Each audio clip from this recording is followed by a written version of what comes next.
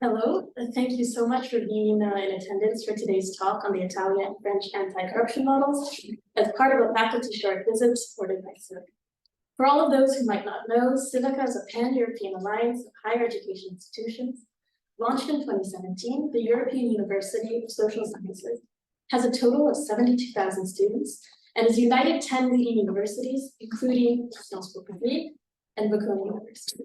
Tonight, both of these institutions are represented by two lecturers at Sciences Po, Valentina Rana and Michel Savant, as well as Enrico Basile, professor at Bocconi.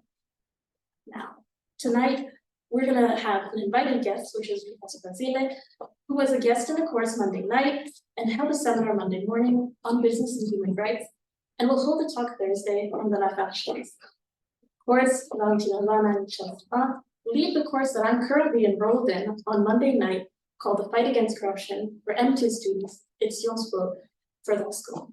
Moving on to a more formal introduction of our invited guest, Enrico Basile, who will be presenting the Italian anti-corruption mechanism, is an assistant professor of criminal law and white-collar crime at Bocconi University. Holding a PhD in law and business from Bocconi and a barrister in Italy specialized in financial crime, his research focuses on criminal policy options to deal with human rights and business misconduct. Michel Savant, whose namesake can be found with both La Loi Sapin 1 et 2, is currently a lecturer at Sciences Po, a lawyer, and was previously Minister of Labor, Employment, Vocational Training, and Social Dialogue from 2012 to 2015, Minister of Finance and Public Accounts from 2014 to 2016, and Minister of the Economy and Finance from 2016 to 2017, where he championed the text that defined anti-corruption policy in France and incidentally abroad. And finally, Valentina Rana, lawyer and member of multiple European bars, Marshall Memorial Fellow, selected to represent France for the German Marshall Fund's Leadership Initiative, lecturer at Sciences Po, and the Compliance Senior Manager, is a leading voice in the field of anti-corruption and compliance. She has been a guest on the Global Anti-Corruption Podcast, continues to publish articles on the subject, and is very active in the Franco-American anti-corruption space. So thank you very much to our invited guests for agreeing to participate in this talk, to l'Association des juristes de Sciences Po for organizing this event, and to all of you for attending.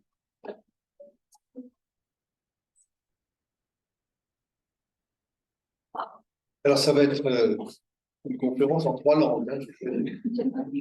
Vous avez une démonstration exceptionnelle d'anglais. Je ne chercherai pas à faire la démonstration de mon anglais, que je peux comprendre, mais que si je l'utilise, je serai totalement incompréhensible. Et de l'italien, évidemment, nous avons un invité d'honneur ici, qui parle un anglais impeccable. Et Valentina, qui parle un français impeccable, mieux que l'italien maintenant. Donc voilà, on mêlera peut-être ces trois paroles, et tant mieux, parce qu'au fond, sur le sujet qui va nous occuper, souvent on part d'un modèle, si je puis dire, parce que c'est l'histoire qui est faite, c'est le premier grand texte, grand dispositif anticorruption, qui est le dispositif américain, qui date de 1977. Donc bien avant tout le monde, pour sortir d'une situation très particulière aux États-Unis à la suite de très grands scandales de corruption. Et puis, les années passant, les Américains se sont lassés d'être les seuls à cogner leurs propres entreprises pour corruption d'agents étrangers à l'étranger, alors que les autres, la France parmi les autres, ont continué à agir ainsi de manière totalement légale jusqu'en l'an 2000. C'est en l'an 2000 qu'en France, et j'ai le sentiment qu'on est à peu près dans les mêmes années en Italie, que le délit de corruption d'agents publics étrangers à l'étranger, pas le français en France, là, c'est une belle durée, mais d'agents publics étrangers à l'étranger, est rentré dans le code pénal. Pourquoi? Parce que, sous une pression américaine, mais de bonne loi, si je puis dire, et avec la participation des autres membres de l'OCDE, il a été décidé de négocier et de signer une convention internationale en 1997 au sein de l'OCDE, l'Italie évidemment faisant depuis le début partie de l'OCDE comme la France. Et c'est à la suite de cet accord que chacun des pays s'est trouvé dans l'obligation, il avait signé, de prendre un certain nombre de dispositions pour se mettre en conformité avec cet accord et mettre en place des dispositifs qui soient les plus efficaces possibles pour lutter contre la corruption d'agents publics étrangers à l'étranger. il y a ici quelques élèves de notre cours du lundi, donc la CAP, corruption d'agents publics étrangers, n'a aucun secret pour eux. Peut-être que pour d'autres, c'est moins clair, mais vous voyez bien la différence. Hein. Corrompre dans son propre pays, c'est interdit depuis toujours. Corrompre à l'extérieur pour faciliter la conquête de marché pour une entreprise de son pays, ça a longtemps été servir son pays. Et sert l'économie de son pays. On sert même l'influence de son pays à l'étranger en permettant, en facilitant, même par des méthodes parfaitement anormales, les ventes de produits ou de machines, des grands marchés publics en particulier dans le monde. Donc il a fallu complètement inverser notre machine, inverser notre dispositif de pensée dans tous les pays de l'OCDE. Je le répète, les Américains l'ont commencé avant nous, et on a travaillé les uns et les autres à la mise en place de ces dispositifs. La loi Sapin 2, 2017, heureusement, on avait commencé avant, si je puis dire, hein, mais on avait constaté une inefficacité du dispositif français de lutte contre la corruption par des entreprises françaises à l'étranger, puisqu'aucune entreprise française n'avait été condamnée en 2017 pour des faits de corruption. Donc, au même moment, il y en avait 13 qui avaient été lourdement punis aux États-Unis pour des faits de corruption, non pas sur le territoire américain, mais sur le territoire étranger. Parallèlement à cela, tous les pays ont travaillé en fonction de leur système judiciaire, de leur constitution, de l'organisation de leur pouvoir public, à la mise en œuvre d'un certain nombre de dispositifs, dont l'Italie, puisque en Italie, le dispositif dont Enrico nous parlera attentivement date, lui, de 2001, et c'est celui qui aujourd'hui reste, même s'il a connu des modifications, des perfectionnements, mais qui reste la balise, si je puis dire, italienne. Nous, il a fallu attendre quand même 2017 pour avoir, une nouvelle balise qui nous permette d'être efficace dans la lutte contre la corruption, ce qui est le cas aujourd'hui. Hein. Il y a 17 entreprises en France depuis qui ont été condamnées, enfin poursuivies, qui ont signé des accords, mais des accords pour mesures soient prises vis-à-vis de ces entreprises en termes d'amende, en termes d'obligation de mise en place des mécanismes de lutte anti-corruption aujourd'hui. Voilà, donc j'arrête presque là. L'objectif aujourd'hui, c'est deux meilleurs spécialistes d'un côté et de l'autre, Valentina, co-enseignant sur ces sujets-là, et Enrico Basile, qui est grand spécialiste en Italie. Nous avons d'ailleurs été invités par Enrico, Valentina et moi-même, à donner une conférence un peu de cette nature-là en Italie, justement, là aussi, devant des Italiens, comparer les deux dispositifs. Donc, au fond, je ne sais pas s'il peut dire que c'est un match qui va se dérouler aujourd'hui. On va faire, c'est un match de retour par rapport à ce que nous avons fait en Italie, mais c'est aussi un match entre vous deux. Alors, il faut le faire jusqu'à un certain point. La question n'est pas de savoir quel sera le vainqueur ou la vainqueur, mais pour essayer de comparer les deux dispositifs, pour voir les éléments qui sont tout à fait identiques, il y en a, quels sont les éléments qui sont différents, et puis surtout, quels ont été les processus de mise en œuvre. Pas à vous que je vais expliquer qu'un texte est une chose, sa mise en œuvre est autre chose. Donc, comment ça s'est mis en œuvre et comment ça s'est perfectionné éventuellement dans la mise en œuvre. Donc, au bout du compte, essayer de voir quels sont les points communs, quelles sont les différences, et il ne s'agit pas de dire quel est le plus efficace ou le moins efficace, puisque dans un accord comme celui-ci, il y a un même objectif qu'on met en œuvre en respectant les mécanismes de chacun des pays. On n'est pas obligé d'avoir le même dispositif exactement partout, mais il faut dire à peu près au même résultat.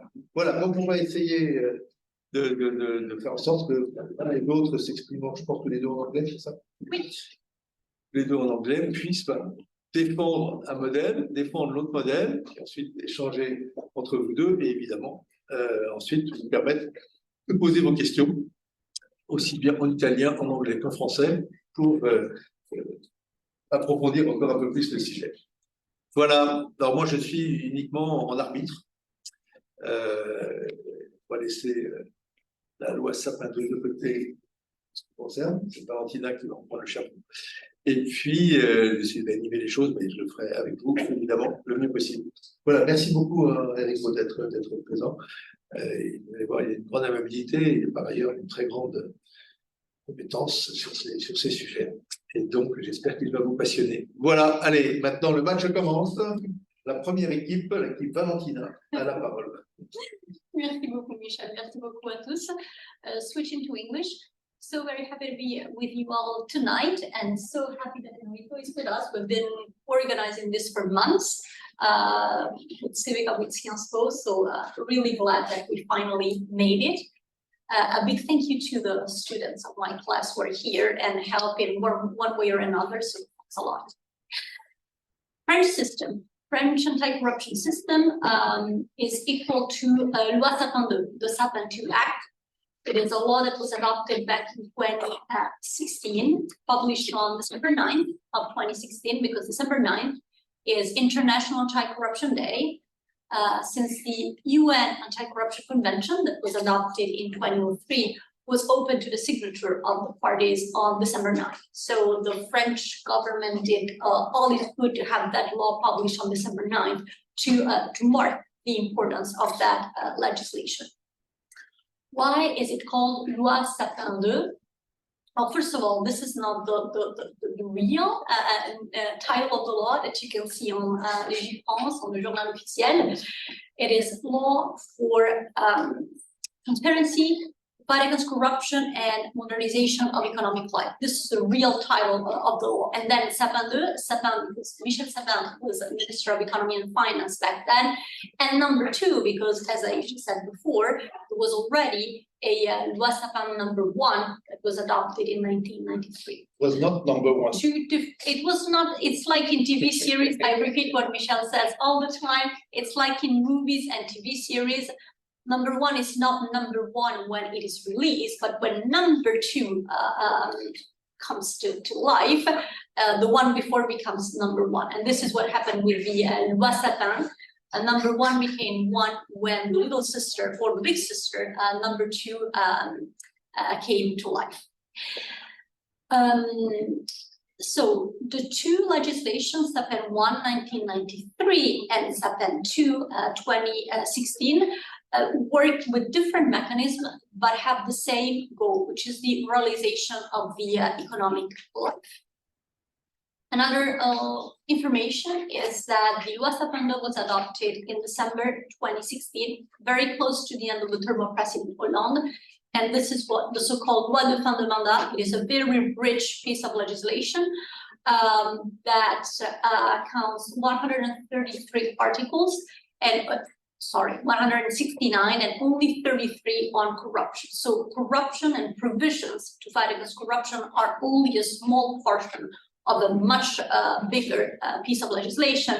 But when you talk to legal experts, when you talk to attorneys, to judges, to companies as well, they have created this equation, and Sapin II means anti-corruption. Whenever you say Sapin II in France, people assume that you're talking about the fight against corruption.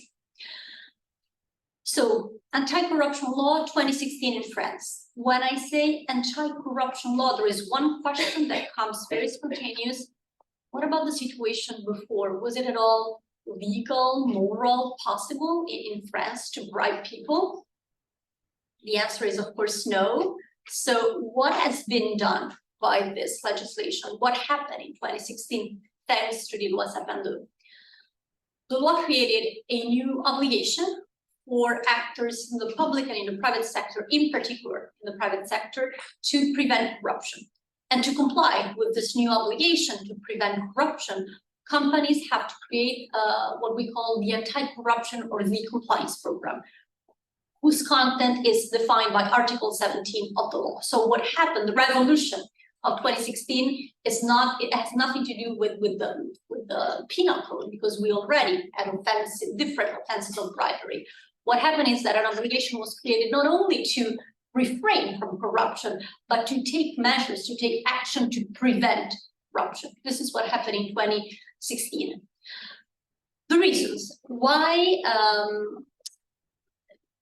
France decided to adopt such a legislation. Two main reasons. Number one, the OECD. The OECD as an anti-corruption convention, the OECD Anti-Bribery Convention, and the compliance with that convention is monitored by the working group on bribery that has been created within the OECD. The monitoring happens in 4 phases. At the end of each phase, a report is released. So in 2012, a report of phase 3 of the monitoring of the compliance of France with the OECD Anti-Bribery Convention was released, and it was particularly negative. When the report is negative, the OECD can decide to open a follow-up phase, which is what happened for France. The OECD, the working group on bribery of the OECD, decided to launch a follow-up phase to see if France would improve its situation, which didn't happen. So in 2014, a phase follow-up to phase 3 report was published, and it was not much better than the one published in 2012. So France was again in this situation in which it was considered a bit lazy and not particularly effective in the fight against corruption, with no conviction of any French company for bribery of foreign official, which is the particular kind of bribery that is included in the OECD convention. So first element that triggered the adoption of the law is the OECD report. And the second element is a demand coming from the private sector. So you know that there is only one thing that companies do not want, which is additional constraints. If you are a company, you don't want a new regulation to comply with because it is expensive, it determines in mobilization of resources, controls, of audit, time, it's complicated. But as counterintuitive as that may appear, back in 2016, companies through their trade unions went to the Minister of Economy and Finance, say, we've got to do something because the bad reputation of France through the OECD report was expanding and was becoming also known to other international organizations. And so France's reputation was really suffering, and was because of this situation and because of what the OECD saw in 2012 and then in 2014.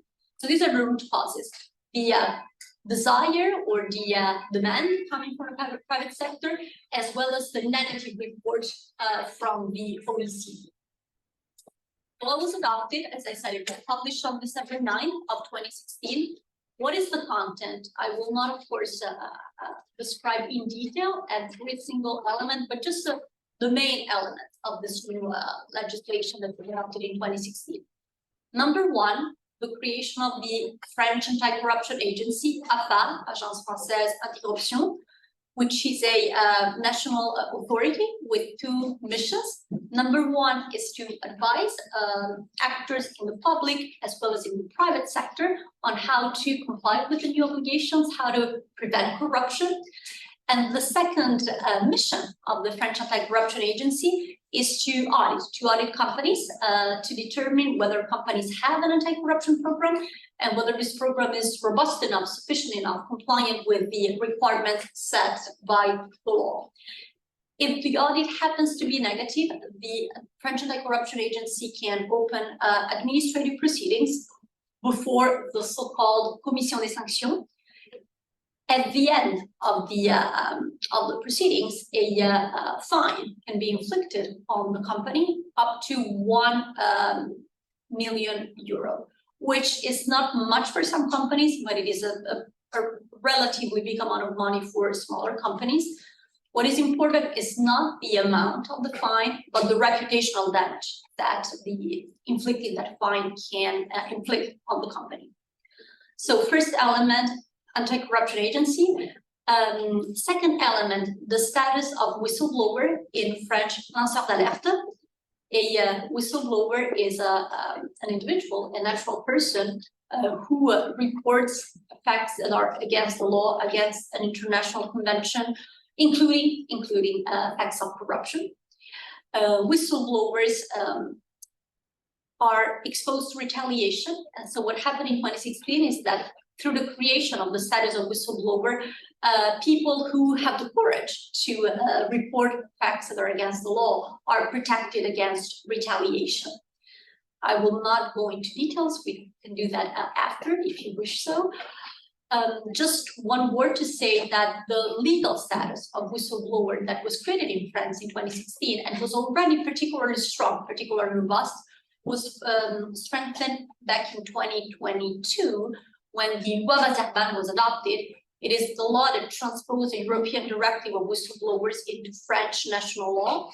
And as you know, European directives set goals for every country of the EU. So even Italy had to transpose the directive on whistleblowers. So there is a common ground in terms of protection of whistleblowers in the European Union.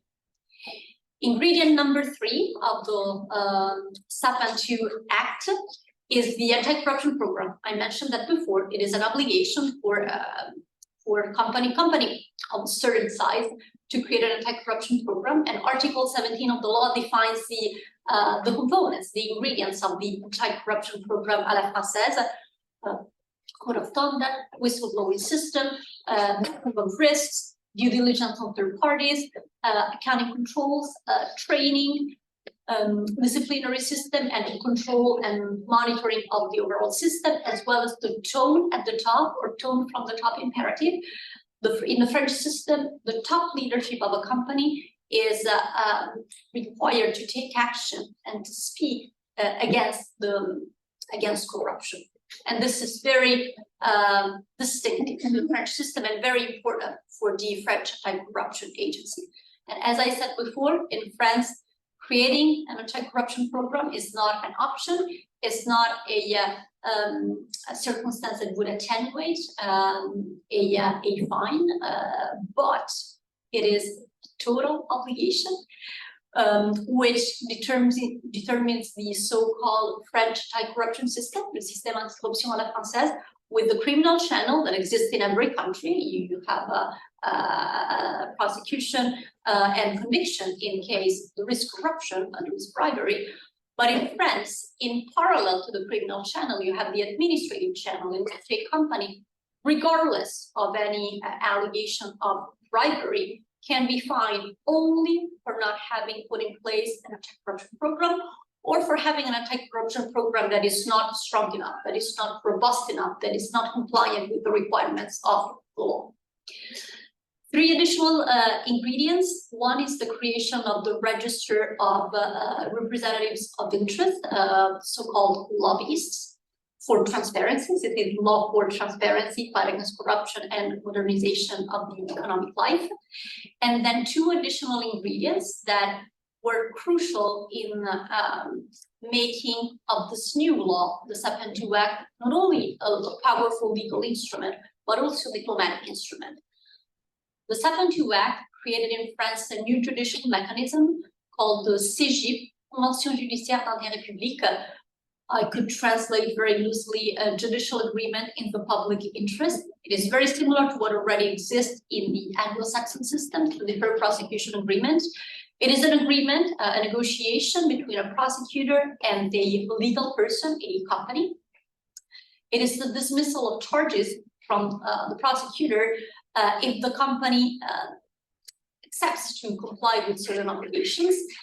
And the advantage for the company is that when it enters and signs a French deferred prosecution agreement, a French CJIP, the fine that is inflicted doesn't count towards the criminal history of the company. So it is a quick and relatively easy system for the company to solve the particularly difficult situation that is entailed by corruption, and to continue to preserve and continue its activity.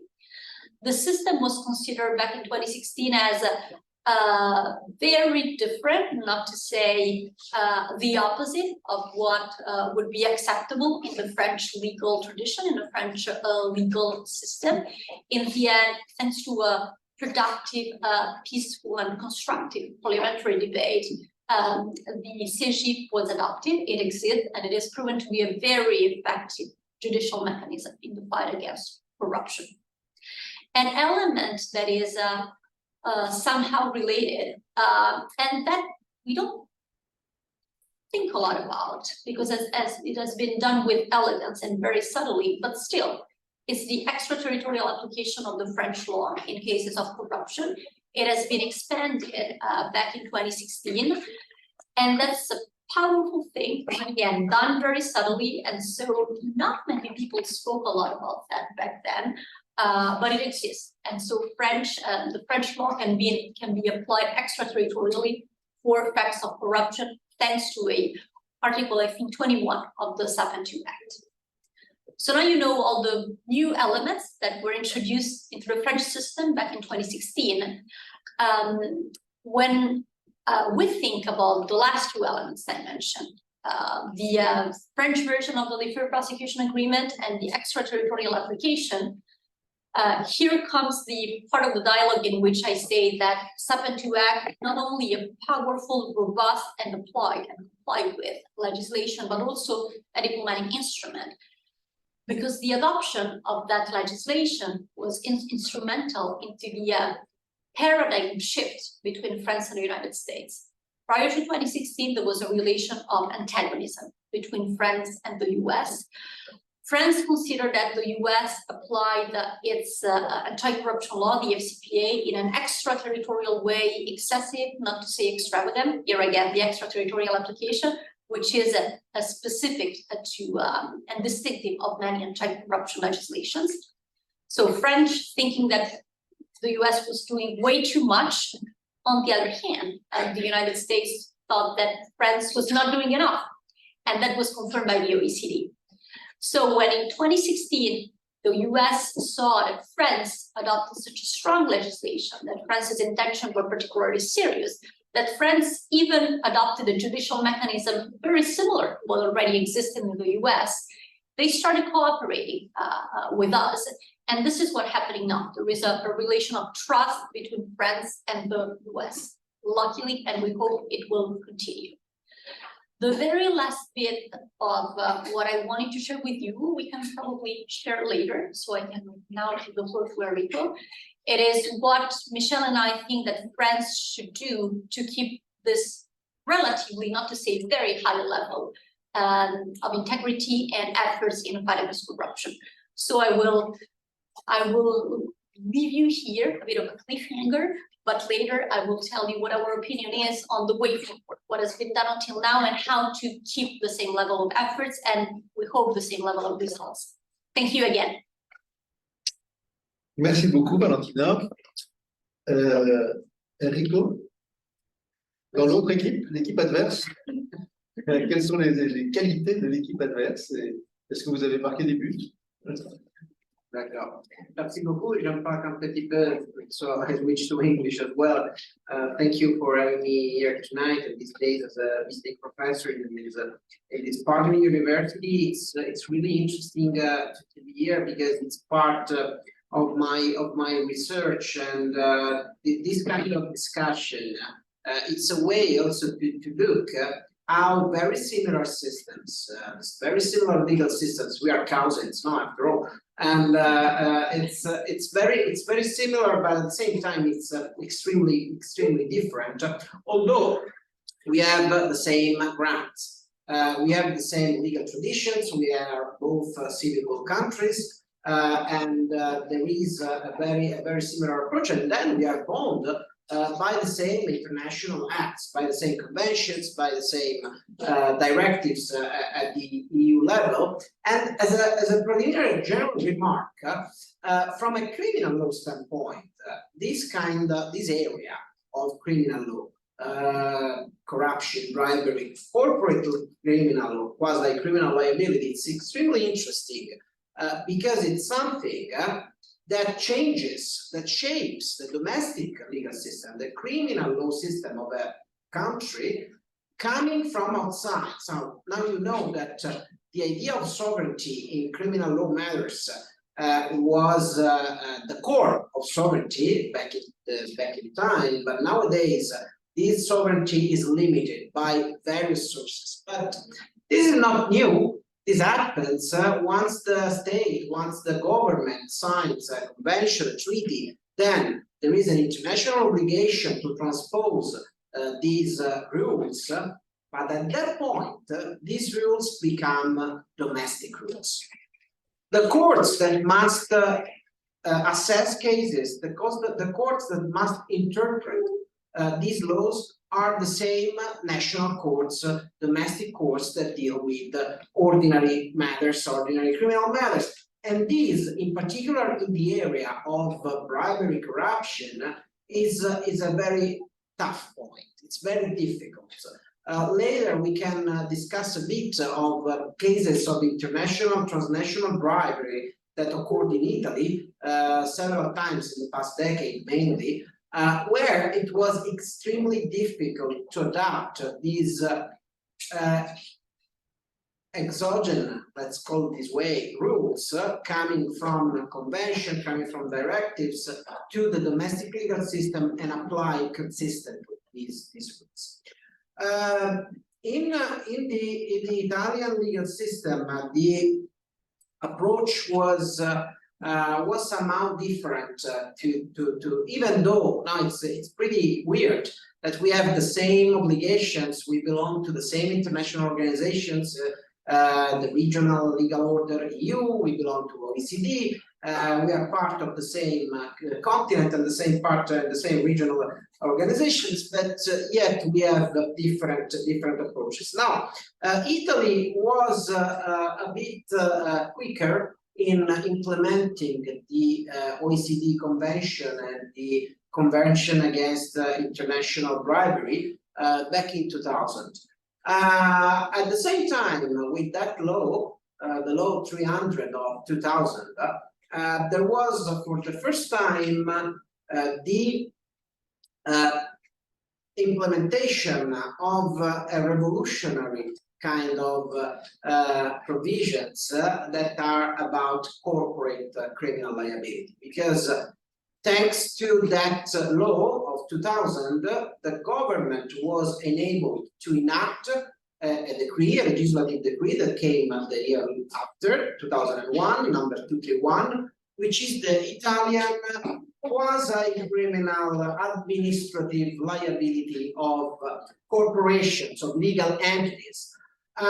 In my country, it was, and to some extent is still, well-grounded and deeply rooted the idea societas delinquere non potest. Now, we tend to believe that criminal law is for human beings, for individuals, so a corporation, a legal entity, cannot be charged properly with a crime. However, thanks or because of the international, the supranational environment requiring to establish a kind of liability, Italy decided to introduce these provisions. Nowadays, it's still controversial if and to what extent, different from France, where in 1994, 1995, with the new criminal code, there is the criminal liability of corporations. In Italy, it's still controversial if we have a real criminal liability. Now, according to the case law, it's a tertium genus, so we like to make these distinctions, these fine-grained distinctions, and say it's administrative but deriving from a crime. Most of the scholars now believe it's criminal. And nowadays, in Europe, at least as far as I know, only 3 countries still believe that societas delinquere non potest. Germany, where this kind of principle is very well rooted, Greece, and Latvia, as far as I know, while all the other European countries have some kind of corporate criminal liability.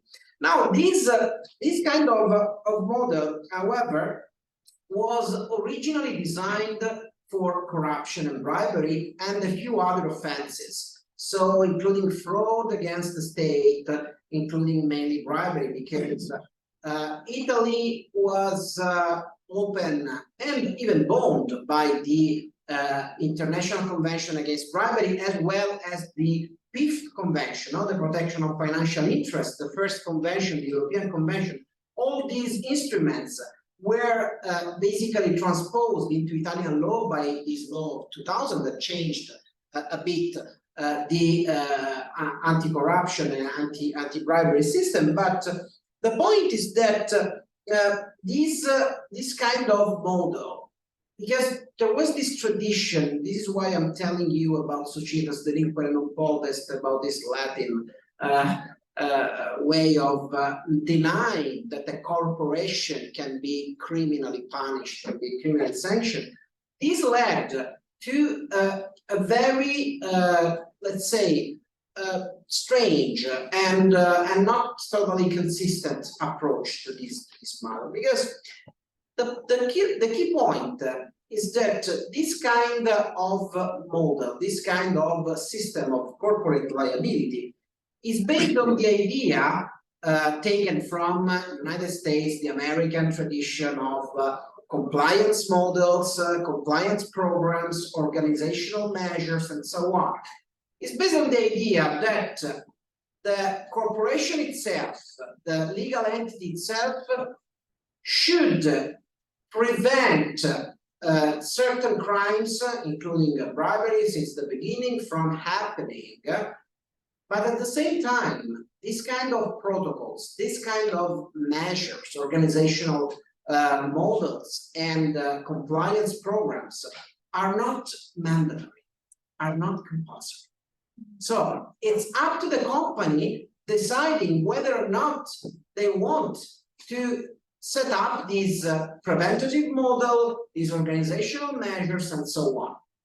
And the idea, and this is a very Italian approach, a very kind of laissez-faire. Oh, we are in France, so we can use this way. We don't want to limit in any way business activities. We don't want to, let's say, compress the freedom, the business freedoms, and this would lead to nothing basically, unless you commit a crime. So in that case, there is a sort of revenge. Then I come to the company and say, okay, you were not obliged to adopt these models, to set up these organizational measures, to do anything. But if a crime was committed to your benefit, to your interest, by someone involved in the corporation, in the organization, then you are punished, unless you had in place this organizational model. So it's a kind of ex post. So until nothing happens, until no crime occurs, there's no problem. When the crime occurs, there is the revenge if you did not comply.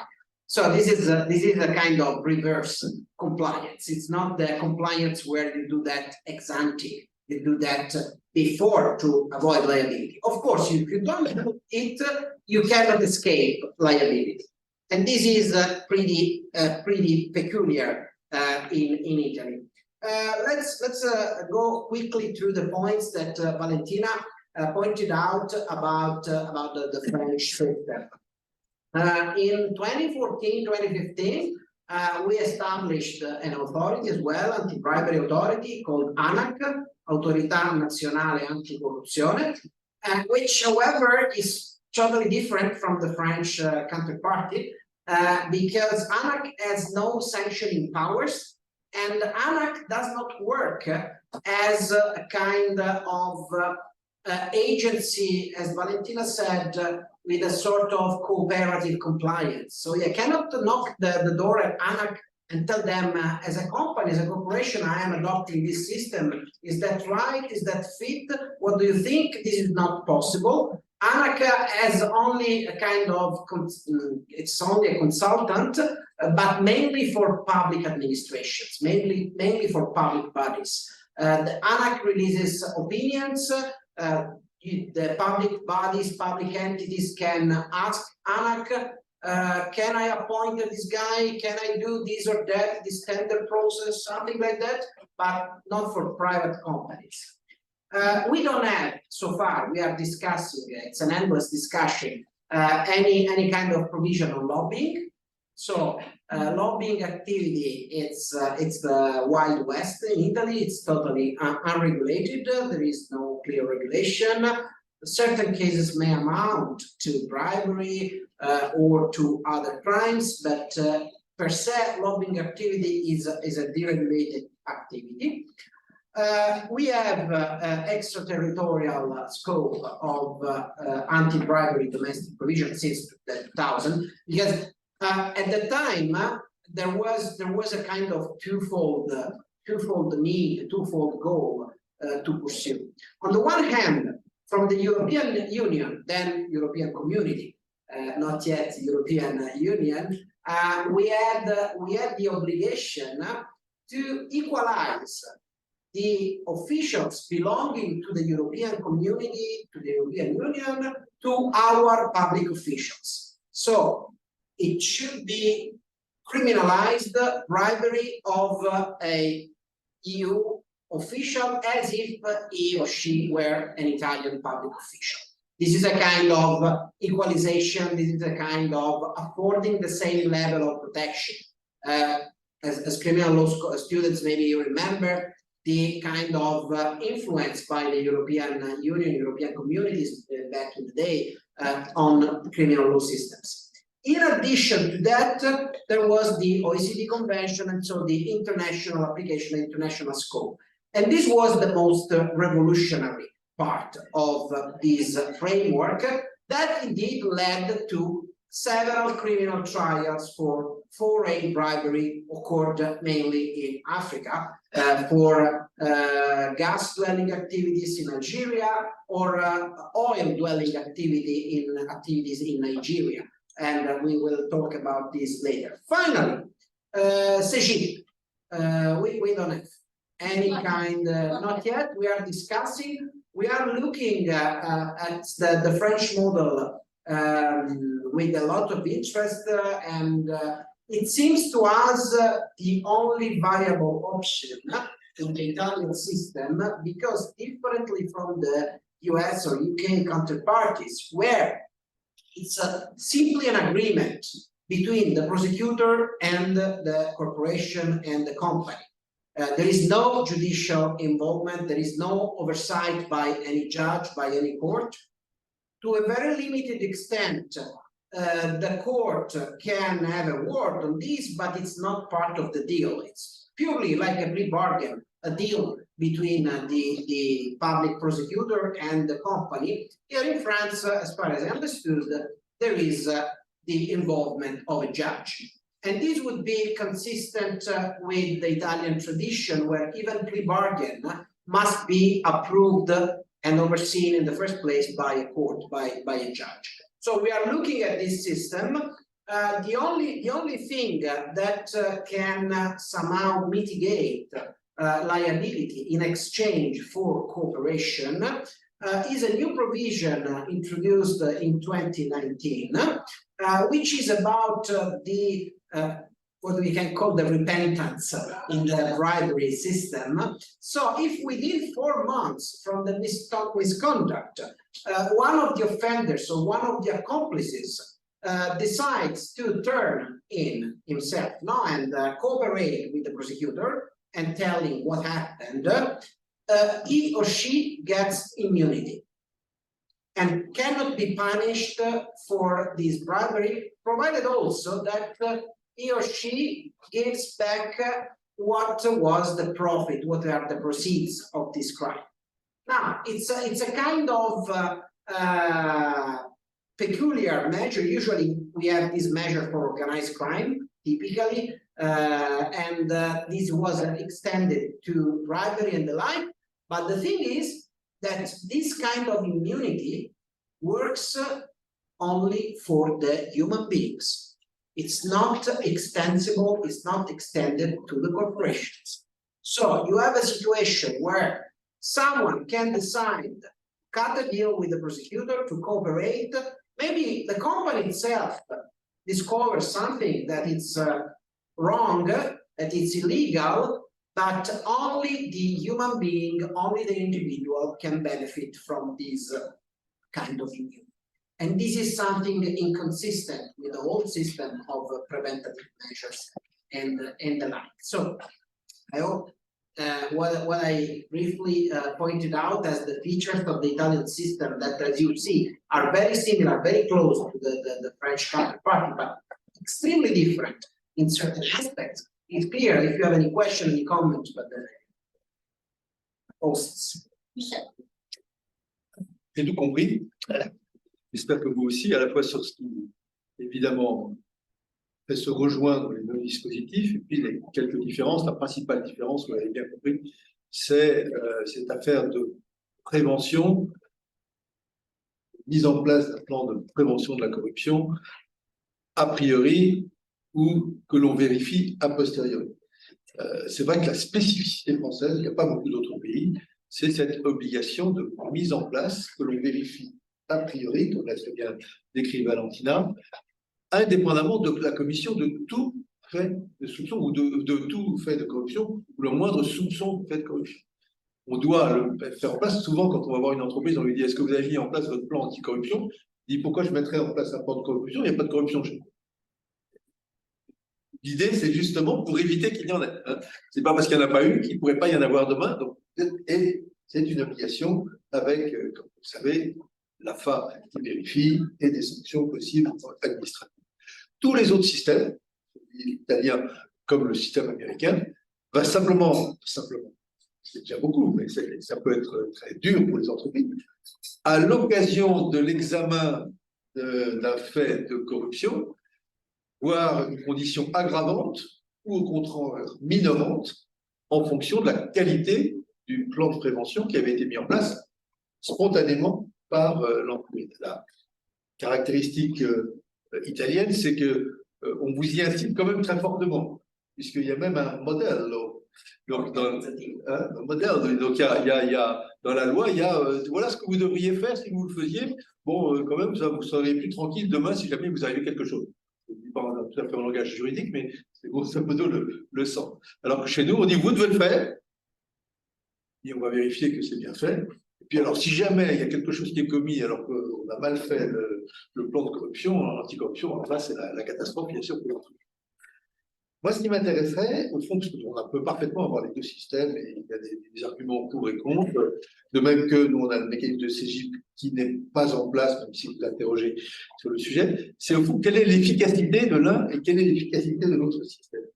Et la question que j'ai envie de vous poser à l'un et à l'autre, c'est, Valentina, alors, les entreprises françaises, on les poursuit plus, on les punit plus qu'avant ou pas? Et en Italie, depuis 2001, depuis 2018, est-ce que vous avez poursuivi et pu condamner définitivement beaucoup d'entreprises ou très peu?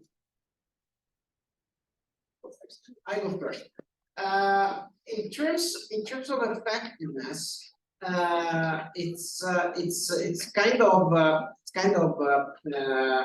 let's say peculiar the situation in Italy, because what I told you about is label, administrative deriving from a crime, not properly criminal, tertium genus or something like a different label, has a huge impact on the actual prosecutions and the trials against corporations, even for bribery, because in Italy, under the Italian constitution, criminal prosecution is compulsory. So the Italian prosecutors have no discretion in prosecuting crimes. Once they find enough clues or pieces of evidence, something that justifies the prosecution, they have no discretion. They cannot drop the charges, they cannot dismiss the charges, and this is set in our constitution. Now, the thing is that once you label this corporate liability as administrative, it falls outside the scope of this provision. So, being administrative and not criminal, prosecution is not compulsory. This led to a very, very inconsistent application, a very, very inconsistent way of applying this decree 231 of 2001, because in many areas of the countries, in many prosecutor offices, they simply don't care, considering it as administrative law, not criminal law, and so they don't apply these provisions. However, things are changing a bit over the time in the past few years, but only in Milan, in Rome, in big cities, while bribery is widespread. In Italy, at least in terms of perception, bribery is a big issue. It's everywhere. It's not just in Milan or in Rome, but you cannot find. It's very difficult. In some small prosecutor offices, they do, because maybe there is a younger prosecutor, someone who is up to date with, but after more than 20 years, so it's time for being updated. But they tend to, and so we have a kind of really weird situation. At the same time, we had, as I mentioned, certain cases of international bribery that were tried in Milan. In one case, there were some convictions. In the other and most recent case, Eni and Royal Dutch Shell for the oil dwelling concessions in Nigeria, the defendants and the companies, the corporations that were tried jointly, were acquitted, and the acquittal became final.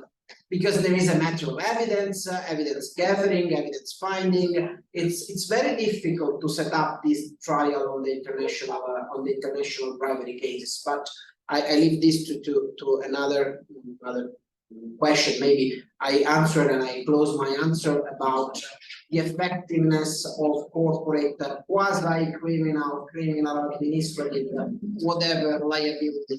Now, the thing is that.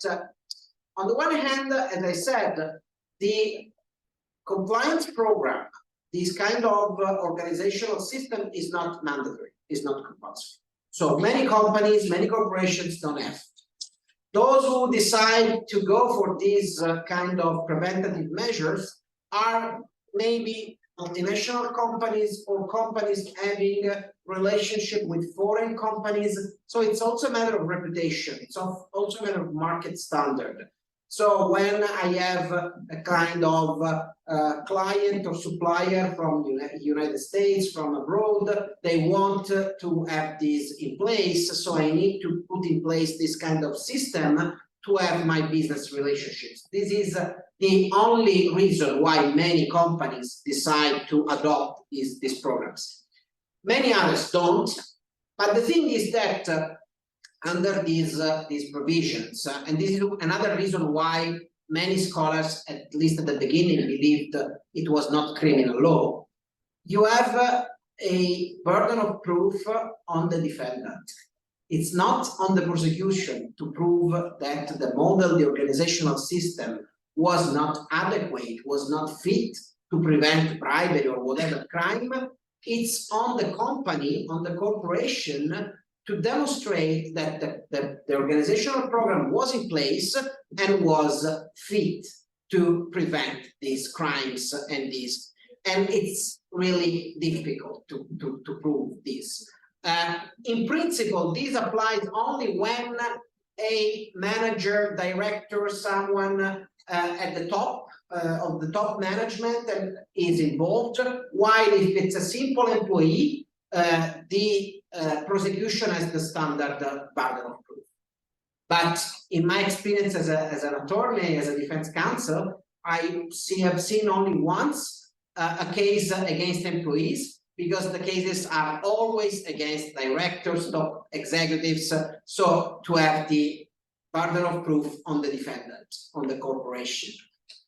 On the one hand, because they say that usually a case of bribery, especially if the amount is huge, if it's a big kind of bribe, the director, the CEO, the top management knows it's impossible, they are not involved, and it's something done at the employee level. However, the thing is that the corporation has the burden of proof, and so this is why, and I conclude with this remark, this is why in Italy, most of the corporations tend to settle charges. When they are involved in criminal proceedings, including a 231, as we call it, allegation and charge, they tend to settle, to enter into a plea bargain with the Italian version of plea bargain, which is not any explicit admission of guilt. This is something different from the idea where I basically plead guilty. As an individual or as a corporation, by entering into a plea bargain, it's more like the American model of nolo contendere. I don't want to rebut the allegations, I just want to settle, I pay a fine, I pay a sanction, and that's it. I'm not admitting any wrongdoing, but I want to settle. And this is the most common outcome of cases involving corporations. Unless, of course, the corporation believes that no crime occurred, and so the corporation stands together with the human beings because they are tried together. And if the outcome is in favor of the defendants, if they are acquitted, then the company is acquitted in turn. And it's what happened with ENI and the Royal Dutch Shell about the bribery, the alleged bribery in Nigeria. Alors, Valentina, est-ce que l'équipe de France a marqué plus de buts? Oh, wow. For a French system, 2 remarks. The effectiveness of the Convention Judiciaire d'Intérêt Public, many were signed.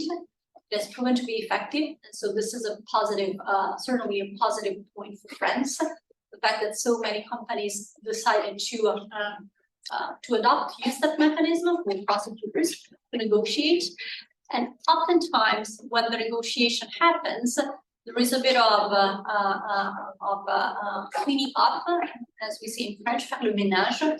The people who were considered as being allegedly guilty of bribery are eliminated from the company, and the leadership is changed. And so companies become a bit more virtuous. And this is probably, I think, one of the most positive elements in the French system, that companies are building a culture of fight against corruption, a culture of compliance, a culture of integrity.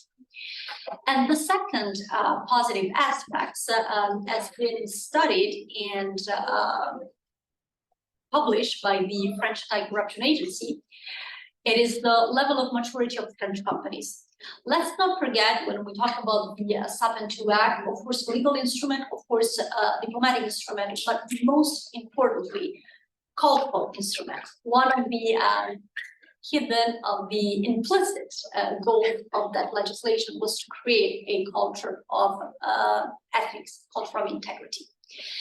And this is exactly what happened in French companies. Every 2 years, the French Anti-Corruption Agency conducts a survey on a study on companies to determine if the level of maturity of anti-corruption programs is high or low.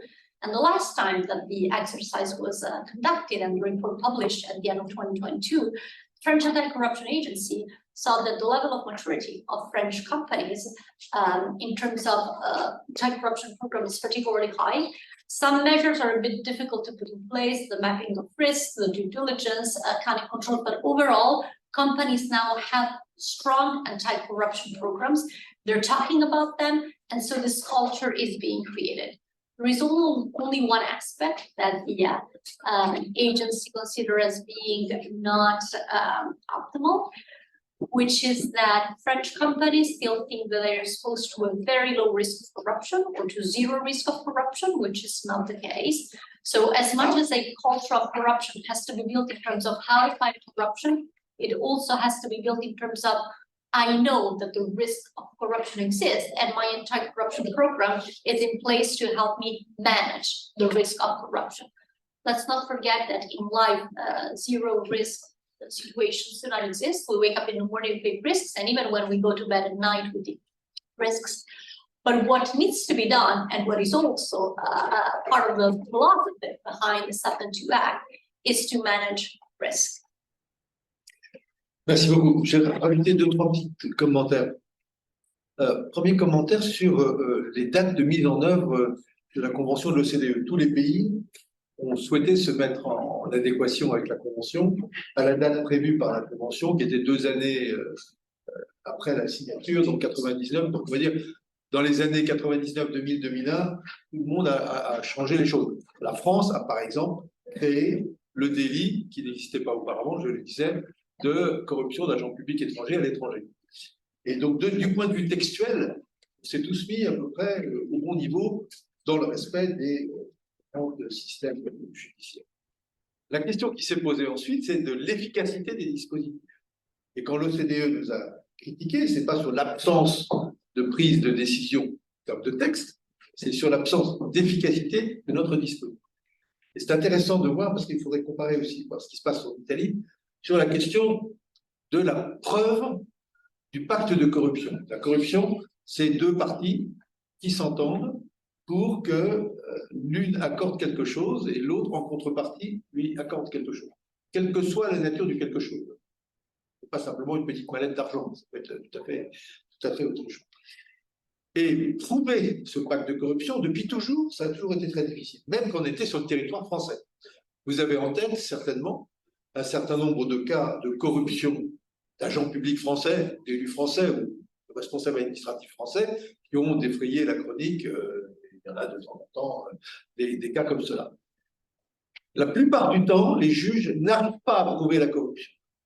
Parce que pour prouver la corruption, au fond, il faut qu'un des deux, du côté du pacte, lâche et dise et dénonce l'autre, avec les risques que ça représente pour lui, puisque malgré tout, il a quand même, à un moment donné, été actif ou passif, comme on voudra, dans le pacte de corruption.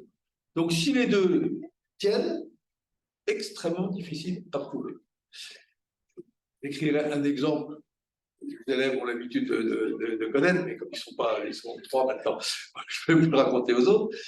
Mais c'est tellement difficile à prouver qu'en France, s'agissant du territoire français, donc de la corruption d'agents publics français sur le territoire français, condamnable depuis toujours, la plupart du temps, c'est pas par le biais de la corruption que les juges arrivent à parquet, puis les juges condamnent. Ils le font plutôt par le biais de l'abus de bien social et du recel d'abus de bien social. L'abus de bien social, c'est une entreprise n'avait pas à donner de l'argent à quelqu'un pour, allez, restons dans les vieux systèmes d'autrefois, payer sa campagne électorale. Ça ne fait pas partie de la raison sociale de l'entreprise, donc c'est un abus de bien de la part de l'entreprise. Et celui qui en bénéficie, c'est un recel d'abus de bien. Ça tombe bien dans le code pénal français.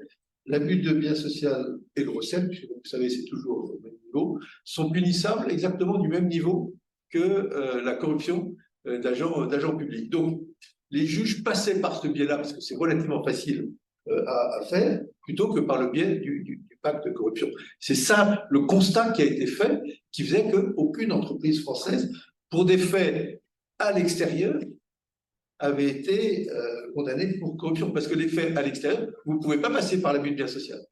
Parce que ça, la Convention de l'OCDE ne le prévoit pas. Et cette extraterritorialité, elle ne nous est pas ouverte. Elle est ouverte pour les cas de corruption, elle n'est pas ouverte pour le reste. C'est la compétence des pays où l'abus de bien social a eu lieu et non pas la nôtre. Je prends toujours un exemple, en essayant de l'anonymiser le plus possible, mais ça ne dure jamais très longtemps. Imaginez le maire d'une commune relativement importante du nord, juste au nord de Paris, qui dispose de manière totalement libre tout au long de l'année d'un riad à Marrakech. Il en dispose tellement qu'il y a des peignoirs sur lesquels il y a écrit PB. Et il va quand il veut, il y reste le temps qu'il veut. Imaginez que le propriétaire de ce riad, qui est évidemment très lié, très amical avec M. PB, est obtenu, de manière totalement régulière d'ailleurs, un permis de construire de plusieurs milliers de mètres carrés de bureaux dans la dite commune, dans des conditions qui auront été, au bout du compte, très avantageuses pour lui. Il aura fait une très bonne affaire. Le parquet national financier, nous avons un parquet spécialisé, ce qui évite un peu la difficulté que vous avez sur la compétence des parquets, parce que ce n'est pas si simple que ça pour travailler. Donc on a un parquet spécial là-dessus. Ils vont direct devant les magistrats et ils disent corruption évidente. Hein. Il y a un riad d'un côté, il y a une tour de l'autre. Oh, on ne nous attrape pas comme ça. Eh bien, ils n'ont pas pu être condamnés pour corruption parce que le propriétaire du riad disait j'ai quand même le droit d'inviter qui je veux chez moi. Ben, je fais que, et si je veux mettre des peignoirs avec PB dessus, ben, je veux des peignoirs, j'ai le droit d'offrir des peignoirs avec PB dessus. Et de l'autre côté, le maire disait elle est irrégulière cette tour, permis de construire, tout, et comme il n'y avait aucun mouvement d'argent, puisque vous voyez, on est dans de la corruption, mais il n'y a pas de trace, on ne va pas dire tiens, c'est quoi ce mouvement qui va de tel endroit à tel endroit, non. La contrepartie était d'une toute autre nature. Et donc, jamais PB n'a été condamné pour corruption. Si je puis dire, je peux vous rassurer, il a été condamné très durement pour tout un tas d'autres raisons, en particulier de blanchiment, de fraude fiscale aggravée, etc. etc. Je prends cet exemple-là, pas pour dire du mal de PB, même si je pense quand même un certain nombre, mais c'est juste pour vous démontrer que dans le système français, quel était le blocage? C'est pas parce que les juges étaient particulièrement bienveillants avec les entreprises. C'est pas parce que il n'y avait pas une volonté de laisser libre cours aux entreprises. C'est parce que cette preuve, ce culte de la preuve est quasiment impossible à apporter, déjà sur le territoire français. Alors, quand c'est à l'extérieur, qu'il s'agit, je sais pas quoi, du président du Togo qui a vu une partie de sa campagne électorale payée par quelqu'un qui a obtenu un agrandissement de ses capacités d'utiliser le port de Lomé, c'est ce que je vous dis évidemment sans aucun rapport avec aucune réalité. Vous n'allez pas, c'est difficile d'aller interroger le président du Togo en disant alors vraiment voilà pour avoir des. Donc c'est là qu'on avance nous la CEGIP. Je dirais comme un pis-aller, au fond. Le mieux, c'est quand même la procédure normale, hein, mais comme un pis-aller pour avoir une certaine efficacité. Et c'est ça qui fait que, pour reprendre, on n'avait marqué aucun but avant 2018, bien qu'il y a la volonté de le faire. Aucun but, et qu'on a marqué au moins 17 par le biais des CEGIP. Et il y a eu des condamnations aussi devant les juges depuis, parce que ça a quand même facilité et débloqué un certain nombre de dispositifs. Voilà, je voulais vous donner cet éclairage-là. Parce que c'est là où la loi Sapin 2 intervenant, on pourrait dire avec 17 ans de retard, au moment où on avait dû le faire, elle ne l'a pas fait pour être conforme à l'OCDE, elle l'a fait pour être efficace, pour que ça, on aboutisse au résultat qui était souhaité par la convention de l'OCDE. D'où le changement d'attitude, et je poserai bien la question à Enrico, le changement d'attitude de l'administration DOJ américain, qui, là aussi, les élèves le connaissent par cœur, de ce qu'ils me disaient quand j'ai été les voir en 2016, you don't do the job, so I do it, sont maintenant dans une situation où ils disent you do the job. Donc, est-ce qu'il y a eu des entreprises italiennes poursuivies aux États-Unis et qui ont passé des accords aux États-Unis alors qu'elles auraient pu être poursuivies et condamnées éventuellement en Italie? This is indeed a big issue about non bis in idem, about this kind of situation that occurred because we don't have any kind of agreement, any kind of CEGIP like the French model. And so it happened that Italian multinational corporations were indeed prosecuted in the United States or reached an agreement. At that point, there was a kind of mutual recognition of this agreement that was possible, and they were not prosecuted in Italy, thanks to the discretional prosecutorial power on corporate liability. So if it were criminal liability, then there is an issue because ne bis in idem applies within the same state under the ECHR, in cross-border cases within the EU, but with international law, so United States and Italy or whatever country, it's among the general principles of law, but nothing prevents Italy from prosecuting again for the same facts. What happened in this case was exploiting the uncertainty surrounding the nature, the character of this liability, and so they said it's administrative, and so we are not supposed to prosecute, and it's not clear. One thing I want to stress, and came out last time we met, we did this conference, this seminar in Milan, was that one of the potential, let's say, concerns about the CEGIP, so importing the CEGIP in Italy, is that this kind of agreements, the DPA, for example, can be criminogenic in a way. Because if I know that whenever they catch me, if they catch me, because it's not certain that I will be caught, but if they catch me, I have this way out, I have this kind of backdoor to avoid sanctions and so on, would lead the company, the corporation to say, you know, I run the risk, I don't care, and in the end, in our system where the organizational model is not compulsory, I say, if I get caught, then I have the way out. I can make this CEGIP, this kind of agreement, and I'm out. And in this respect, I found Michel Servan answer to this concern very, very stimulating, very interesting. Because he said, in France, we don't do that for every crime. We do that only for bribery, where the proof, where the evidence gathering is difficult. So this would be a crucial point. We could not extend this model to all and every crime, but this is not the case in the United States and United Kingdom, where you can enter into a deferred prosecution agreement for whatever crime. Now, corruption, bribery is typically the situation of the prisoner dilemma. No, if both parties stay silent, they will escape liability. If one of the parties decides to talk, then that party can get an advantage. And but they are both convicted, so it's disadvantage. So breaking this kind of pact, this kind of agreement, illicit, unlawful, criminal agreement. So everything stays with this agreement. Now, this is the very tight line, and in this respect, limiting to bribery the CEGIP or this kind of models. Could be wise. While if we adopted a broad DPA for whatever, it would lead corporations to say, I don't care of compliance, whatever will be, and then maybe I make the spring cleaning, I make the kind of let's say ex post measures to set up something and to fill these gaps. So this would be crucial.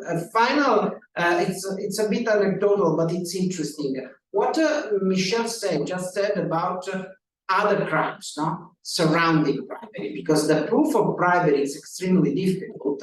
It's true. In Italy, it led to, for example, investigating and prosecuting tax crimes, no, because to pay bribes, I need money, and I need to get this money, and so tax crimes are often committed. And then another case is about false financial statements, no? Because in my balance sheet I cannot write bribe, no? I have to write something else. I can basically, and so I commit another crime by concealing the bribe in my balance sheets. Now, this was the case, for example, in Italy, and it went over these ancillary offenses that are very serious as well, with a peculiar way of interpreting this agreement. During the big investigation called Tangentopoli, maybe you heard 30 years ago, you are very young, but 30 years ago there was a big, 32 now, in 1992, 1993, in the early 90s, there was a big investigation, originally brought in Milan and then extended in all over the country about the bribery. And it was called Clean Hands, Mani Pulite, or Tangentopoli. Tangente means bribe in Italian, so city of bribes, because everything was based on bribery. Now, how the judges, the prosecutors, and then the judges could break this agreement, no? The briber and the bribee. Now they tend to stay silent together. They said that in certain cases there was a kind of extortion by the public official. So the private party, the briber, was indeed a victim. So what they did was saying, okay, if you cooperate, if you tell me what happened, I will consider you a victim of an extortion by the public official, which is a more serious offense. And so you have the interest in cooperating because then you are a victim, you are considered a victim. Now, this went on and on until at the international level, the Greco, the Groupe d'État contre la corruption, that maybe you know, it came out that Italy was not compliant with the anti-bribery system because this kind of mechanism, this kind of prosecutorial attitude was conceived like building a defense. So they said, you don't punish the briber because there is this defense where the briber says, I was the victim of an extortion. which is actually not a defense, it's another crime. So I'm pretty sure that in every legal system, if you tell, if the public official, if the judge, I don't know, whatever public official tells me, if you don't pay, you lose your tender, you don't get the business, whatever, you are a victim of an extortion. This is clearly an extortion. Now, they said, but in Italy, you use it as a defense. So, in order to comply with this procedure about the non-punishment of the briber, we introduced an extortion, a lighter version of the extortion, where you are not constricted. So there is no, you are not forced, but you are induced to pay. And in that case, also the victim is punished. So, which is crazy. And it basically depends on a matter of interpretation, because the idea that if you are forced, you are a victim. If you are induced, you are an accomplice somehow. It's a bit crazy. Also in terms of evidence. So how can you demonstrate? Because it's not like the organized crime. It's not like the mob. They don't use a gun. They don't tell you, you pay or you are dead. No, they tell you, you know, this is the standard, you have to pay. And so in that case, are you forced or are you induced? This is a bit of peculiar, but it's because of the difficulties, the inherent difficulties in finding evidence. The cases of Nigerian oil concession, differently from the Algerian cases, where also there were some acquittals, also the statutes of limitation. So it's difficult. Also because nowadays bribery is not made with an envelope or a suitcase full of cash. It's made through consultancy fees. It's made through very sophisticated means where it's very difficult to link a payment as a success fee or whatever to an act of bribery. So it's extremely difficult. And so this is why it's crucial, the other evidence, and to have also this kind of incentives for cooperation. Sorry, I spoke too much. Merci beaucoup, je vais passer la parole à Martina, puis après à vous-même.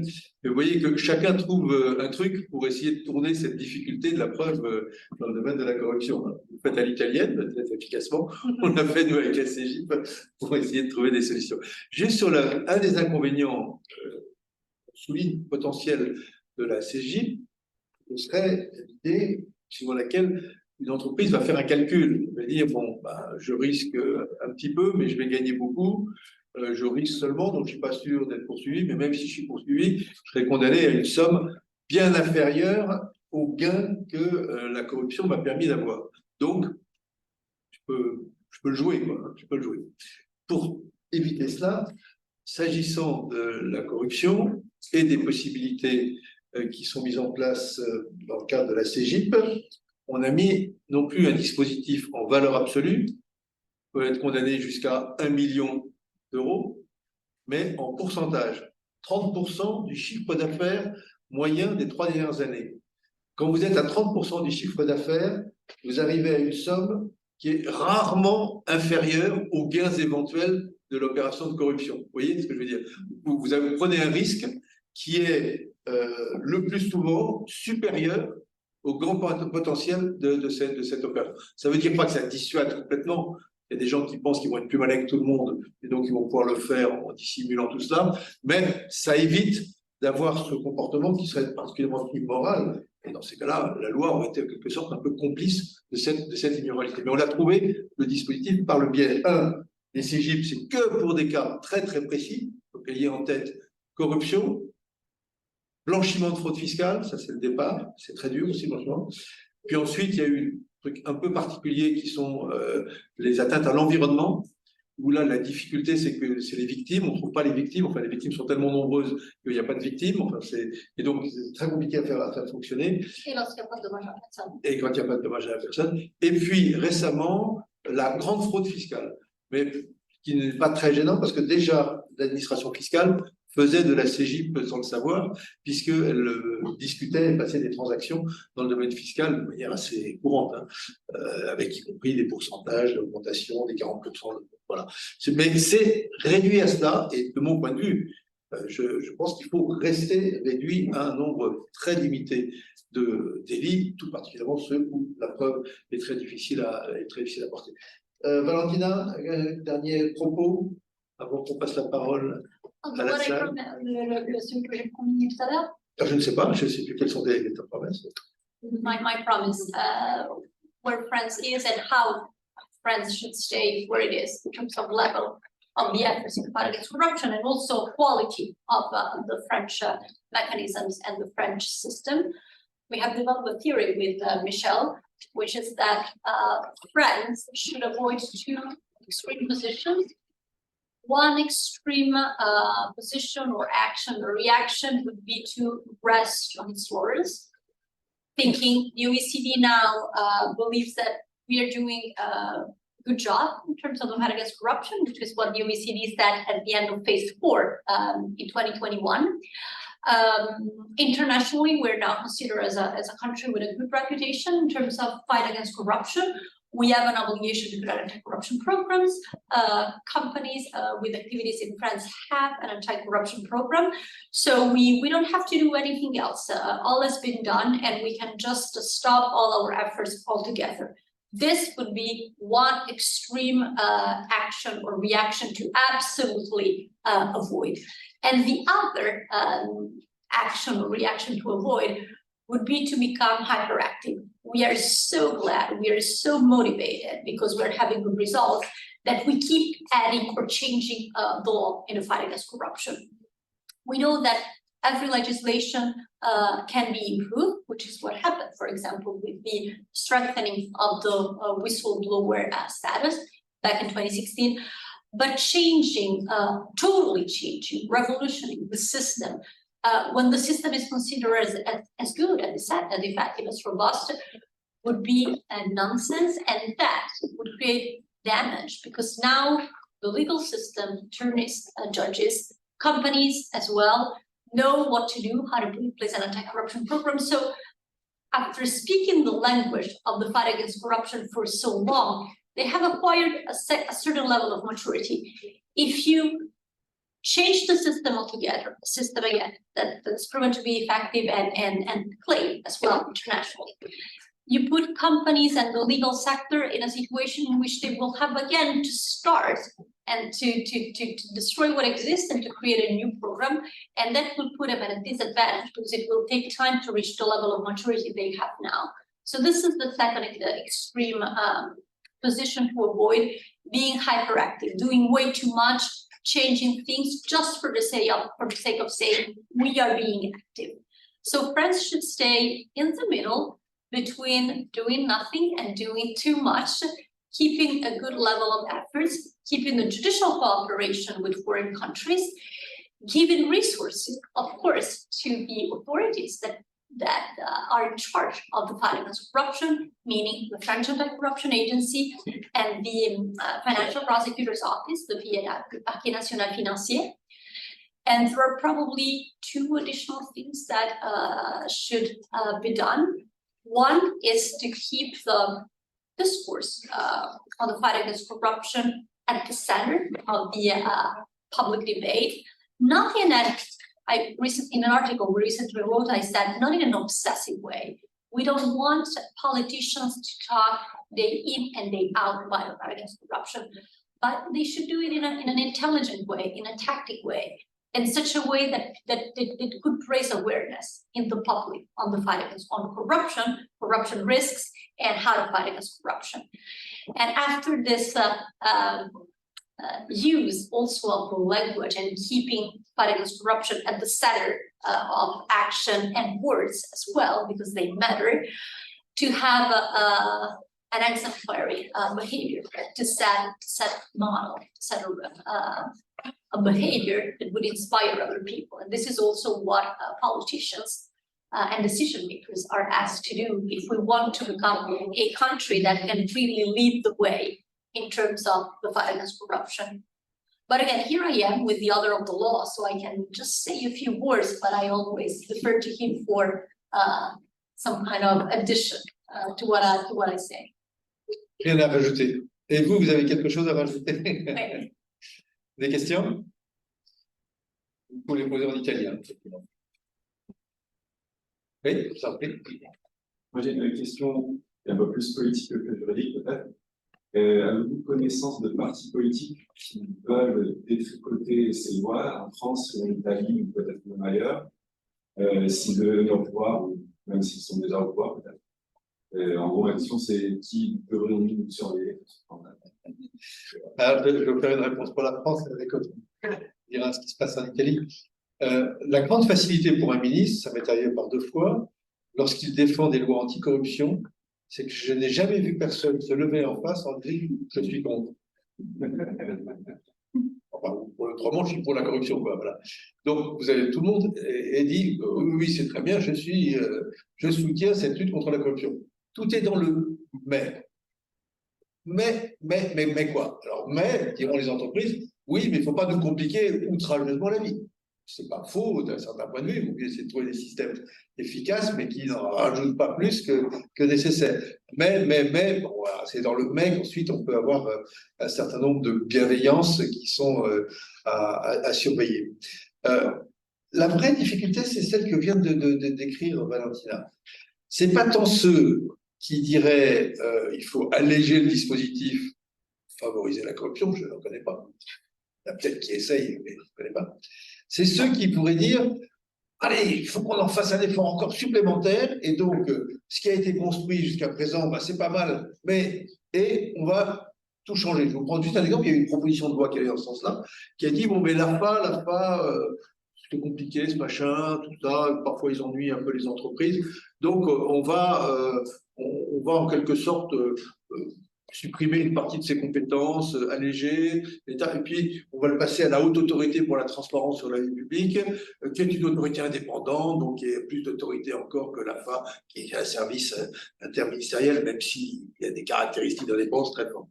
Et la lecture qui a été faite à l'extérieur, évidemment, ce n'est pas la volonté de faciliter la corruption, mais la lecture qui a été faite à l'extérieur par l'OCDE à ce moment-là, et puis par tout le monde, c'est oh là là, ça y est, les Français, c'est comme d'habitude, ils ont fait un grand pas en avant, maintenant ils veulent faire 2 pas en arrière. Voilà. Et même si ce n'est pas vrai, la lecture est celle-là. On a eu énormément de mal, franchement, hein, et ce n'était pas gagné au départ, et je trouvais que ça avait été quand même très vite, et ce n'est pas le ministre hein, qui est dans ces cas-là à louer, c'est des acteurs, hein, que ce soit les entreprises, que ce soit le BNF, que ce soit la FAC, que ce soit... il y a eu tout un écosystème, si je puis dire, qui s'est mis en place de lutte contre la corruption, qui a été très efficace et très rapide en France, et qui nous a permis de retrouver une vraie crédibilité au niveau international.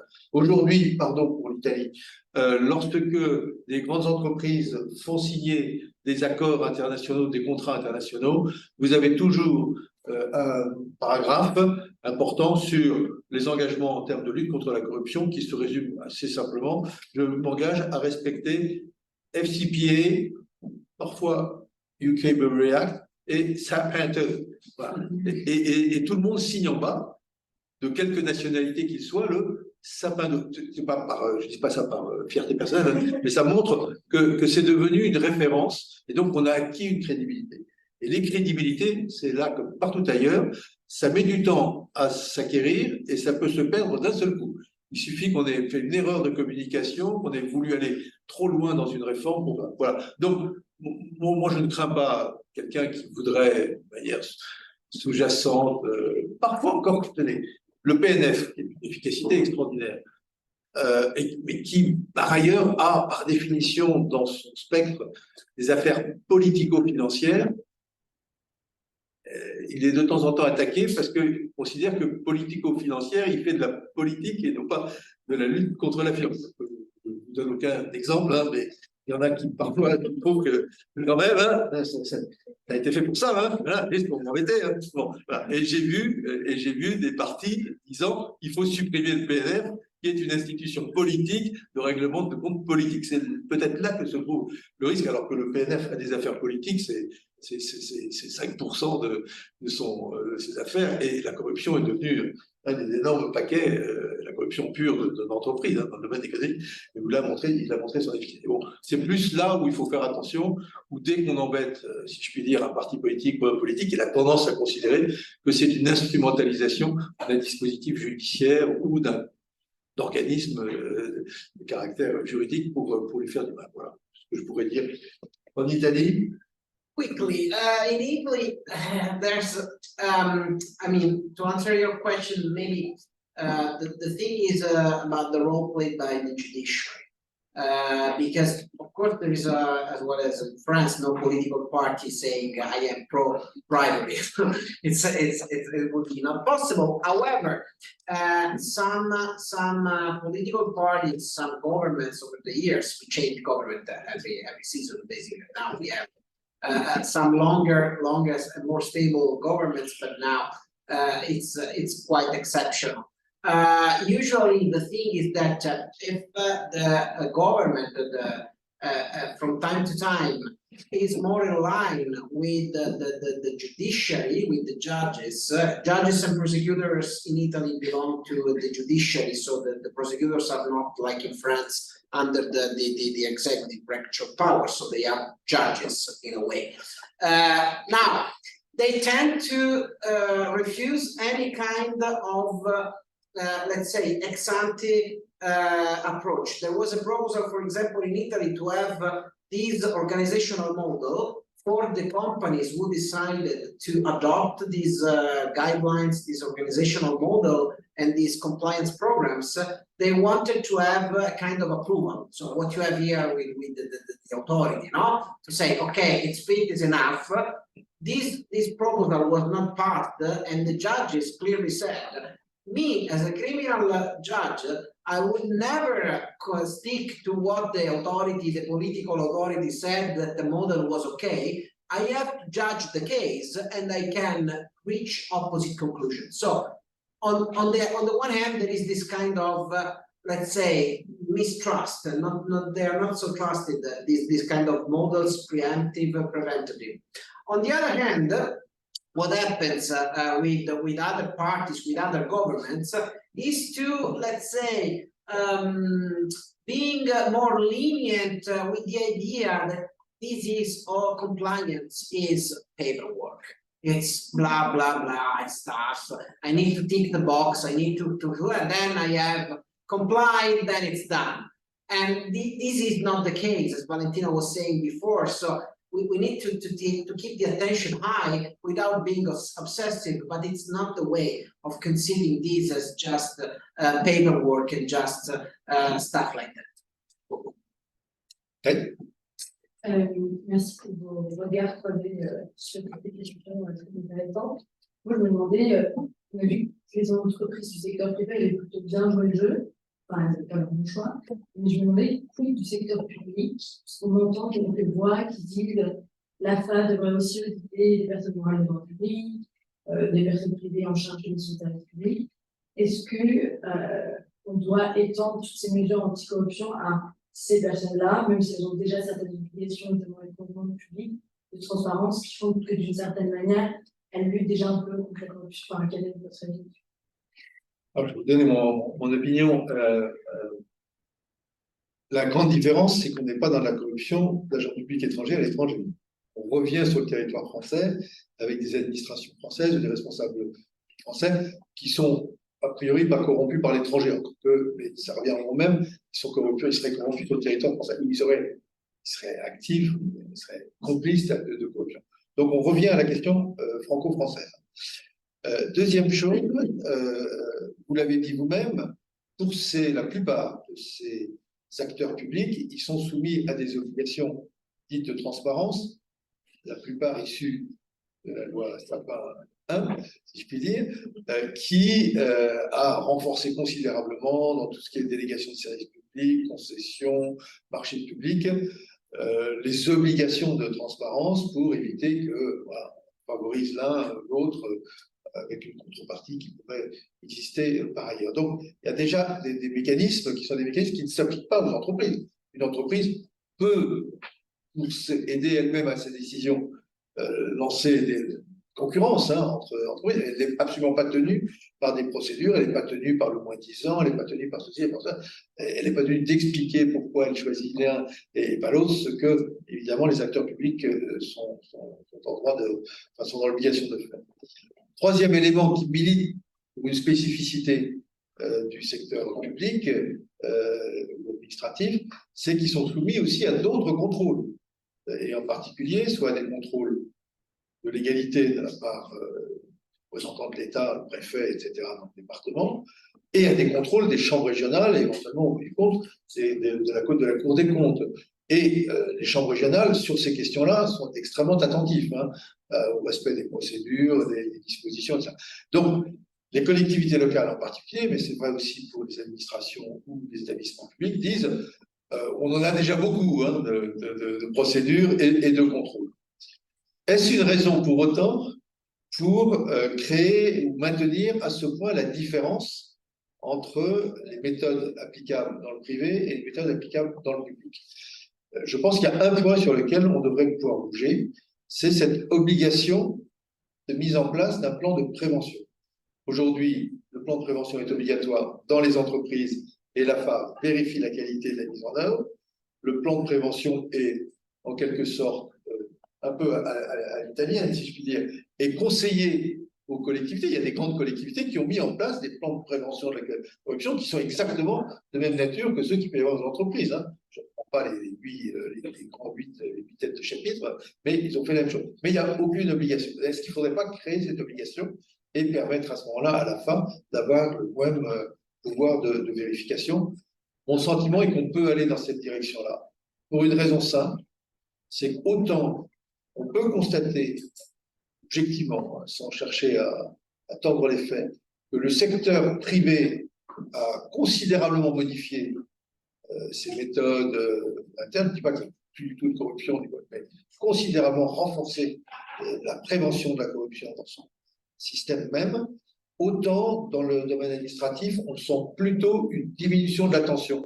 Je ne dis pas qu'il y a une augmentation des faits de corruption, mais il y a une diminution de l'attention sur ce sujet-là, globalement. Et comme le disait très bien Valentina, moi je prends souvent une petite image, la lutte contre la corruption, c'est comme le vélo. Si vous ne pédalez pas tout le temps, vous tombez. Voilà. Donc, si vous ralentissez, on ne fait plus l'effort. Et l'effort, c'est du discours, l'effort, c'est de la formation, l'effort, c'est de la sensibilisation. Et objectivement, les collectivités territoriales ont fait beaucoup d'efforts après la première loi, là, pendant une dizaine d'années, puis après, c'est un peu retombé. Voilà. Je ne fais pas une réponse par oui ou par non, mais l'AFA pousse plutôt, évidemment, dans cette direction-là. Toutes les organisations de collectivités territoriales sont assez réticentes parce qu'elles ont assez des contrôles de toute nature. Il est arrivé à une collectivité d'avoir en même temps un contrôle de l'AFA, un contrôle d'une chambre régionale et des remarques faites par le préfet sur le même sujet au même moment. Voilà. On trouvait que ou peut-être aussi qu'ils se coordonnent mieux, que l'AFA travaille avec les chambres régionales pour se partager en quelque sorte le boulot.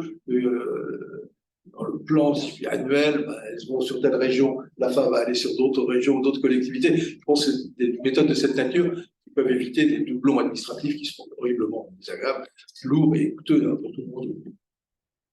Et peut-être, Michel, un autre élément, et ça me permet de dire quelque chose en français ce soir. Si vous regardez les recommandations de l'AFA, la deuxième version, on est aux deuxièmes recommandations de l'AFA qui date du 12 janvier 2021. L'AFA a décidé de les construire avec une partie commune, une partie pour les acteurs privés, l'AFA parle plutôt d'acteurs économiques, et une partie pour les acteurs publics. Mais les obligations restent les mêmes. Même si le LOSAP 22 n'impose pas le programme anticorruption sur les 8 piliers, sur les 8 obligations pour les acteurs du secteur public, la façon dont l'AFA a construit le programme anticorruption pour le secteur public est très proche de ce qui existe pour le secteur privé. Et l'AFA milite et est en train encore la directrice de l'AFA nous disait, de sensibiliser de plus en plus le secteur public. Donc, vous avez un programme qui va être un programme très proche de par la façon dont l'AFA a dessiné le programme anticorruption en développant l'article 17. D'autres questions avant que le fantôme de l'opéra nous chasse Effectivement. Oui, là on a deux spécialistes qui sont formés depuis déjà plusieurs mois. Une petite question plus par rapport à l'élaboration de la CGIP elle-même. Savoir un peu, vous parlez bien pas mal de sorte de mimétisme par rapport au cadre français, et savoir quels sont les éléments que l'Italie ne veut pas garder de ce que la France a fait, et à l'inverse, quels ajouts pourraient être un peu envisagés par rapport. et aussi peut-être sur une volonté parlementaire, gouvernementale, enfin, quelles sont les barrières aujourd'hui?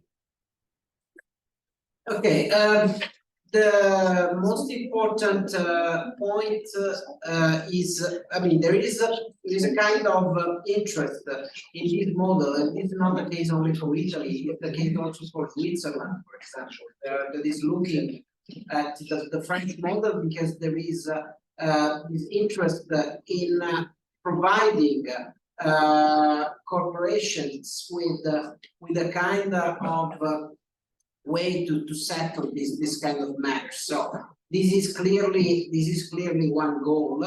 The barrier is about I mean, there is a theoretical barrier about the sanctions, because as Michel was saying, here there is this idea of punishing with a percentage of the turnaround of the income of the company to 30%, which can be huge. But even this, I mean, this is the matter with fines, with monetary sanctions, no? Because there can always be a defendant, an offender so rich that he or she doesn't care, even 30%, okay, 30%, if I can get 31% winning this tender or whatever, 30% is okay. It's theoretical, but it's an issue.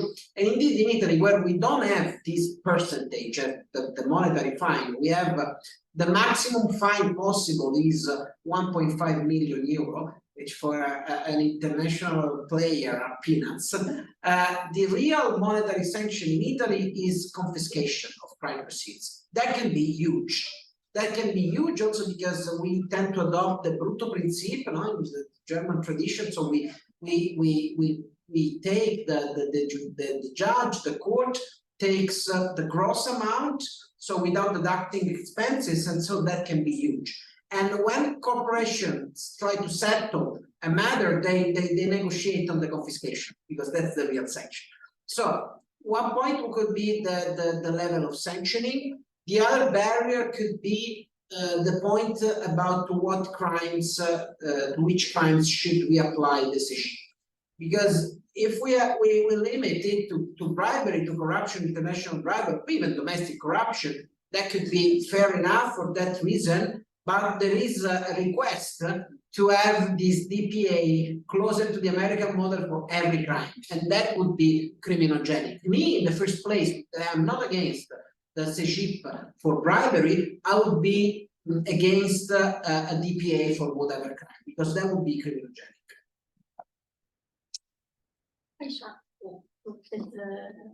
Sur la diplomatie un peu.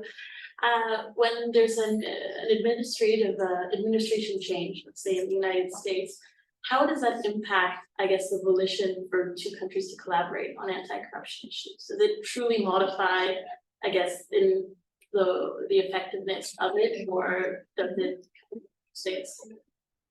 So far as we know and heard, talking with people at the Department of Justice, talking also with people at the World Bank, things have not changed dramatically with the change of administration.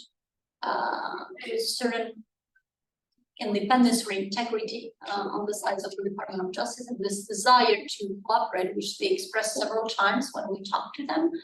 So we haven't seen, Michel, we haven't seen a radical change with the change of administration in this positive trend of cooperation and dialogue between France and the United States after 2016. Poserai la question au DOJ Ah oui, la semaine prochaine. la semaine d'après. Peter, On ne peut pas vous inviter tous à venir. Il y aura une conversation avec le DOJ chargé de la lutte contre la corruption et les élèves de Sciences Po. Oui. D'autres questions? Non, oui. Je sais qu'en France, il y a un député qui a déposé une proposition de loi surnommée Sapin 3. Si le député ne s'appelle pas Sapin, de connaissance. Que pensez-vous du contenu de cette loi et est-ce que ça tombe dans la catégorie que vous avez mentionnée sur le fait d'aller trop loin, enfin trop peut-être? Alors, je pense que celle à laquelle vous avez fait allusion, parce qu'il y a plusieurs sapins 3. J'ai une réponse d'ailleurs que je vous donnerai à la fin sur cette question. Celle dont vous parlez, ça doit être celle qui a été faite à l'issue de la mission sur le dispositif de corruption française, qui rentre dans la catégorie que je vous décrivais, et qui cherche à succès. C'est celle-là qui amputait la femme une partie de ses compétences, les renvoyait à la haute autorité, enfin, elle changeait un certain nombre de choses, pas dans un mauvais esprit, c'est pas ça, mais qui aboutissait vraiment à une situation. Et c'est ça qui est très intéressant, c'est les principaux opposants à ce changement, qui critiquaient par ailleurs le fonctionnement de la FA, le trouvant trop tatillon, etc., comme le disaient un peu les entreprises, comme tatillon. Les principaux qui ont dit, écoutez, surtout ne touchez rien, parce que sinon plus personne ne va rien comprendre, c'est les entreprises elles-mêmes. Le MEDEF et l'APEP, qui ont dit, ce qui fait que le gouvernement n'a jamais inscrit à l'ordre du jour la proposition en question. Alors, il y a une autre Sapin 3 qui s'appelle Sapin 3, qui est un travail intéressant, d'ailleurs, c'est un travail d'universitaire. Vous la trouverez si vous pianotez, parce que c'est la dernière, et c'est des universités de Lyon et Metz ou Nancy. Enfin, ils étaient deux universités où ils ont écrit, alors tout, c'est un exercice intéressant, y compris pour les étudiants, des articles, exposés des motifs et des éléments de modification. Là, objectivement, ils ont plutôt mis le doigt sur des petites choses, mais qui sont des points d'amélioration. On n'est pas venu ici, on n'a pas dit ici quels sont quelques points d'amélioration évidents aujourd'hui au vu de la pratique depuis maintenant 5 ans ou 6 ans du dispositif. Donc, toutes les sapins 3 ne sont pas dans la même catégorie, mais celle à laquelle vous faites allusion, c'est ça. Bon, pour le reste, sapin, c'est une marque déposée qui n'aboutit à un nouveau produit que tous les 22 ans. Bon. Donc, peut-être qu'il y aura une loi Sapin 3, mais lorsque mon fiston Clément aura été élu, voilà, mais ça n'empêche pas, parce qu'il faut faire attention, il n'y a pas de mot d'ordre, tout texte est perfectible, etc., etc. Donc, c'est bien aussi de s'interroger sur ce qui peut bouger, ce qui peut être modifié. Et il y a des choses déjà qui ont bougé sur la loi Sapin 2, on a parlé des lanceurs d'alerte, on peut parler d'un certain d'autres points qui ont déjà été modifiés, à juste titre, dans le bon sens. Bon, ben, merci beaucoup. Merci à vous. À vous.